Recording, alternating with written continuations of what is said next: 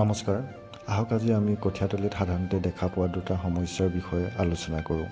প্ৰথম সমস্যা হৈছে কঠীয়াৰ পাতবোৰ হালধীয়া হৈ যোৱা। এনেধৰণৰ লক্ষণ সাধাৰণতে পুষ্টিৰ অভাৱ, বিশেষকৈ নাইট্ৰজেনৰ অভাৱ হ'লে দেখা যায়। ফলত কঠীয়াবোৰ দুৰ্বল হৈ পৰে আৰু লাহে লাহে মৰিবলৈ ধৰে। এনে অৱস্থা দেখা পালে প্ৰতি লিটাৰ পানীত 10 গ্ৰাম ইউৰিয়া আৰু 0.5 মিলিলিটাৰ জিংক ছালফেট মিহলাই স্প্ৰে কৰিব পাৰে। প্ৰায় 7 দিনৰ অন্তৰে অন্তৰে স্প্ৰে কৰিলে গছবোৰে উপকাৰ পায়।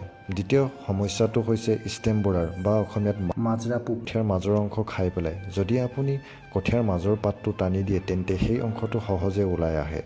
মন দি চালে ভিতৰত সৰু এটা পোক দেখিবলৈ পাব পাৰে। এই আক্ৰমণৰ ফলত কঠীয়াবোৰ হালধীয়া হৈ যায় আৰু ধীৰে ধীৰে মৰিবলৈ ধৰে। এনে অৱস্থাত আপুনি ক্ল'ৰেন টেৰেনিপল বা বজাৰত উপলব্ধ দাদা ছুপাৰ দৰৱটো 1 লিটাৰ পানীত 0.3 মিলিলিটাৰ মিহলাই 7 দিনৰ অন্তৰে অন্তৰে ব্যৱহাৰ কৰিব পাৰে।